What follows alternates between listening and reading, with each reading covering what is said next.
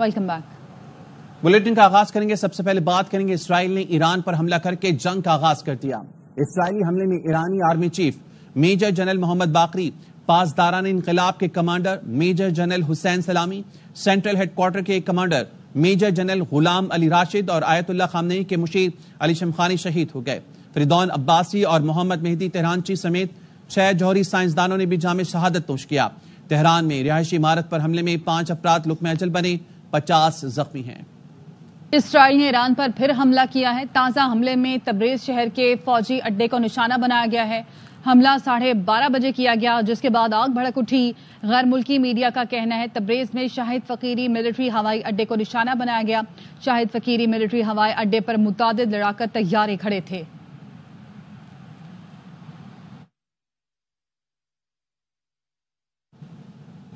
صورتحال کنٹرول میں ہے، ایرانی ڈرونز گرا دیے ہیں۔ اسرائیلی فورسز نے ایران کے تمام ڈرونز مار گرانے کا دعویٰ کیا ہے۔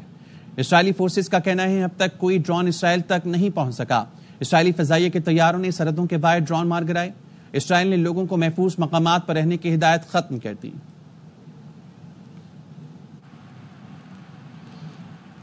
ایران کے خلاف فوجی کارروائی کئی دن تک جاری رہے گی۔ اسرائیلی وزیر اعظم نیتن نے ایران پر حملے کی کامیابی کا دعویٰ کرتے ہوئے کہا کہ حملوں میں ایران کے جوہری افسودگی نظام اور جوہری تنصیبات کو نشانہ بنایا۔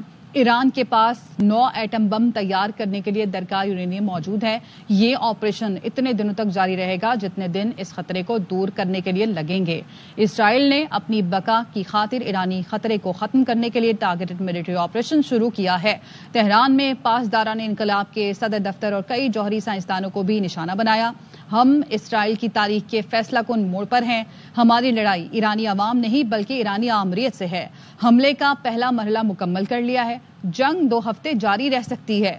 ایران کے جوابی حملے کے پیش نظر اسرائیل میں ہنگامی صورتحال نافذ ہے۔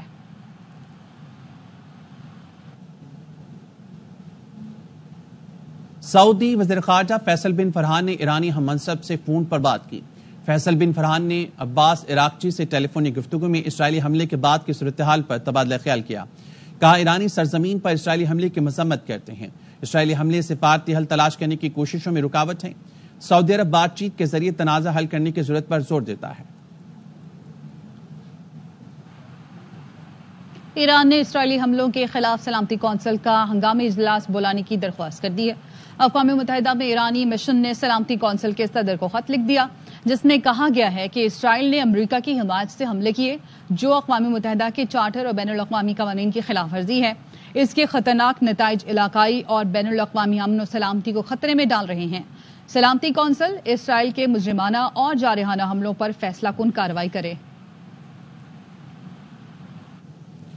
ایران کے سپریم کمانڈر علی خامنئی کا کہنا ہے صہیونی ریاست نے ہماری سرزمین پر حملہ کر کے گھناؤنا جرم کیا ہے۔ اسرائیل کو تلخ اور دردناک انجام کا سامنا کرنا ہوگا۔ خامنئی نے ایرانی قوم کو مخاطب کرتے ہوئے کہا اس میں شک ہی نہیں کہ اسرائیل کو سزا ضرور ملے گی۔ رہائشی عمارتوں کو نشانہ بنا کر اپنی بدنما فطرت کا اظہار کیا۔ اسرائیل کے ہاتھ خون سے رنگے ہیں۔ ایران کی مسلح افواج کے مضبوط بازو اسرائیل کو سزا دیے بغیر نہیں رکیں گے۔ انہوں نے مزید کہا شہید کمانڈرز اور سائنسدانوں کے جانشین اب اس مشن کو جاری رکھیں گے۔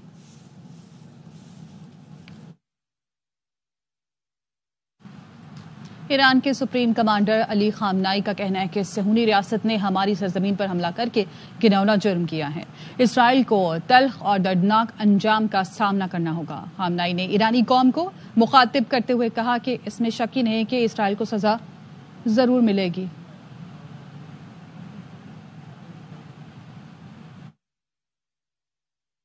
اسرائیل سے انتقام لیا جائے گا۔ قم کے جمخران مسجد میں علامتی سرخ جھنڈا لہرا دیا گیا۔ قم کی جمخران مسجد پر سرخ جھنڈا لہرانے کی ویڈیو پریس ٹی وی نے ایکس اکاؤنٹ پر شیئر کی۔ اس موقع پر مسجد کے باہر ہزاروں کی تعداد میں لوگ جمع تھے۔ انہوں نے ایرانی پرچم اٹھا رکھے تھے اور اسرائیل کے خلاف نعرے لگا رہے تھے۔ دارالحکومت تہران اور اصفہان سمیت دیگر شہروں میں اسرائیل کے خلاف مظاہرے کیے گئے۔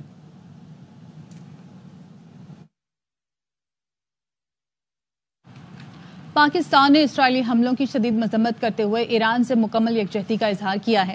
صدر مملکت آصف علی زرداری کا کہنا ہے کہ بین الاقوامی برادری کو چاہیے اسرائیلی جارحیت کا احتساب کرے۔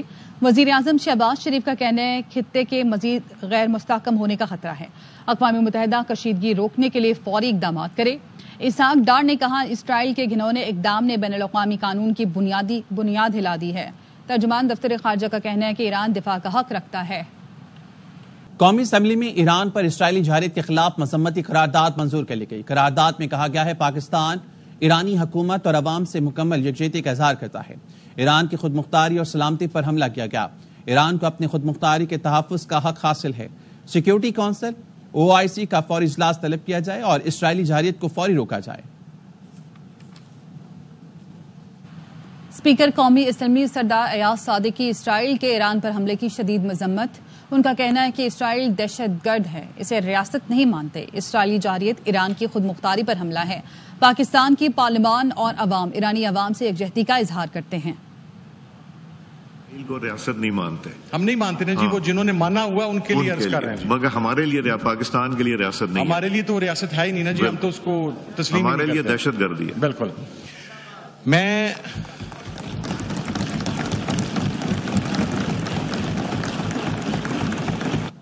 سینٹ میں ایران پر اسرائیل کے حملے کے خلاف مذمتی قرارداد منظور کر لی گئی۔ قرارداد کے متن میں کہا گیا ہے کہ ایران پر اسرائیلی حملے کی مذمت کرتے ہیں۔ قرارداد نائب وزیر اعظم اسحاق ڈار نے پیش کی۔ Jointly and unequivocally condemns Israel against Muslim Ummah, especially against brotherly nations of Palestine and Iran. This House stands resolute with our Iranian brothers and sisters and supports their right to defend themselves against this aggression. Those who are in favor of the resolution may say aye. Those against the resolution may say no. I think the ayes have it, the resolution is passed unanimously. This House jointly and unequivocally condemns Israel and its heinous crimes against Muslim Ummah, especially against brotherly nations of Palestine and Iran. This House stands resolute with our Iranian brothers and sisters and supports their right to defend themselves against this aggression. Those who are in favor of the resolution may say aye. Those against the resolution may say no. I think the ayes have it, the resolution is passed unanimously. امریکی صدر نے پھر ایران کو مذاکرات کی پیشکش کر دی ہے۔ ڈونلڈ ٹرمپ نے کہا کہ ایران کو بار بار ڈیل کرنے کا موقع دیا، بہادری کی باتیں کرنے والے سب مارے جا چکے ہیں، ایران اس تباہی کو روک سکتا ہے۔ اب بھی کہتا ہوں ایران ڈیل کر لے، اس سے پہلے کہ سب ختم ہو جائے۔ ہم ایران کے جوہری مسئلے کے سفارتی حل کے لیے پرعزم ہیں۔ انتظامیہ کو ایران کے ساتھ مذاکرات کرنے کی ہدایت کی ہے۔ ایران عظیم ملک بن سکتا ہے، لیکن اس کے لیے انہیں پہلے نیوکلیئر ہتھیار حاصل کرنے کی خواہش کو مکمل طور پر ترک کرنا ہوگا۔ اس سے پہلے فاکس نیوز کو انٹرویو میں امریکی صدر نے کہا کہ اسرائیلی منصوبوں کا علم تھا، لیکن امریکی فوج نے اس آپریشن میں کوئی کردار ادا نہیں کیا۔ ایران پر اسرائیلی حملوں میں واشنگٹن ملوث نہیں ہے۔ امریکی صدر نے حالات کا جائزہ لینے کے لیے کابینہ کا ہنگامی اجلاس بھی طلب کر لیا۔ ایران پر اسرائیلی حملوں کی بین الاقوامی برادری نے شدید مذمت کی ہے۔ سعودی وزارت خارجہ کا کہنا ہے اسرائیلی حملہ ایران کی خود مختاری اور سلامتی پر حملہ ہے۔ یہ گھناؤنے حملے ناقابل قبول ہیں۔ اسرائیل نے بین الاقوامی قوانین کی بھی خلاف ورزی کی۔ سلامتی کونسل اور بین الاقوامی برادری کی ذمہ داری ہے اس جارحیت کو فوری روکنے کے لیے مؤثر اقدامات کریں۔ متحدہ عرب امارات کی وزارت خارجہ نے علاقائی سلامتی پر گہری تشویش کا اظہار کیا۔ کہا کشیدگی کم کرنے کے لیے فریقین تحمل کا مظاہرہ کریں۔ قطری وزارت خارجہ نے اسرائیلی حملے کو بین الاقوامی قوانین کی خلاف ورزی قرار دیا۔ کہا خطے میں مزید تنازعات روکنے کے لیے بین الاقوامی برادری اقدام کرے۔ چین نے کہا ایران کی موجودہ سیکیورٹی صورتحال سنگین اور پیچیدہ ہے۔ چینی وزارت خارجہ نے کہا ان حملوں کے سنگین نتائج پر گہری تشویش ہے۔ فریقین کشیدگی میں اضافے سے گریز کریں، صورتحال پر نظر ہے۔ چین کشیدگی میں کمی کے لیے تعمیری کردار ادا کرنے کے لیے تیار ہے۔ جاپان نے بھی ایران پر اسرائیلی حملوں کی شدید مذمت کی۔ برطانوی وزیراعظم کیئر سٹارمر نے زور دیا کہ اسرائیل اور ایران کشیدگی میں کمی لانے کے لیے تحمل کا مظاہرہ کریں، مسئلہ کے حل کے لیے سفارتکاری کا راستہ اختیار کریں۔ اقوام متحدہ کے سیکرٹری جنرل انطونیو گوتریس نے اسرائیلی حملوں پر تشویش کا اظہار کیا، تنازع سے بچنے کے لیے تحمل سے کام لینے پر زور دیا۔ نیٹو سیکرٹری جنرل نے کہا اسرائیل کا حملہ یک طرفہ اقدام تھا، کشیدگی میں کمی لانے کے لیے امریکہ سمیت اتحادی کام کریں۔ ہم خطے میں کسی ممکنہ ایٹمی تصادم کے قریب نہیں۔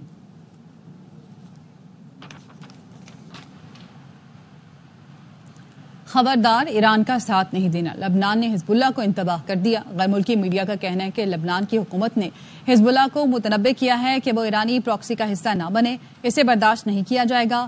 وہ وقت ختم ہو گیا جب تنظیم ریاستی احکامات نظر انداز کر دیتی تھی۔ حزب اللہ نے اگر ایران کا ساتھ دیا تو ملک کو جنگ میں دھکیلنے کی ذمہ داری حزب اللہ پر عائد ہوگی۔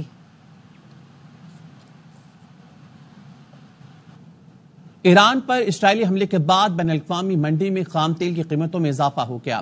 لندن برینٹ خام تیل $6.29 اضافے سے $75.65 فی بیرل ہو گیا۔ ویسٹ ٹیکساس خام تیل کی قیمت میں بھی $6.43 اضافہ ہوا، وہ بڑھ کر $74.47 پر ٹریڈ کر رہا ہے۔ رائٹرز کا کہنا ہے کہ ایران پر اسرائیلی حملے کے بعد خام تیل کی قیمتوں میں 13% یا $9 تک اضافہ دیکھا گیا تھا۔ ایرانی وزارت تیل کا کہنا ہے کہ اسرائیلی حملے میں آئل ریفائنریز محفوظ ہیں اور معمول کی کارروائیاں جاری ہیں۔ حملے میں ریفائنریز اور ایندھن کے ڈپو متاثر نہیں ہوئے۔ ریفائننگ سہولتوں اور تیل ڈپوؤں کو کوئی نقصان نہیں پہنچا ہے۔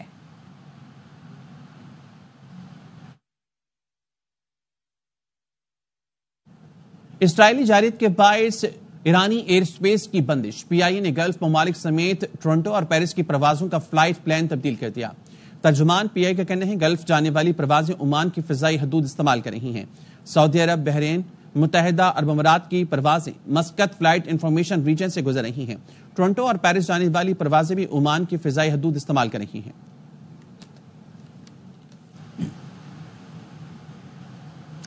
ایک بار پھر بات کریں گے، اسرائیل نے ایران پر حملہ کر کے جنگ کا آغاز کر دیا، جبکہ ایران کی جانب سے بھی کہا گیا کہ وہ ریٹیلیٹ کریں گے۔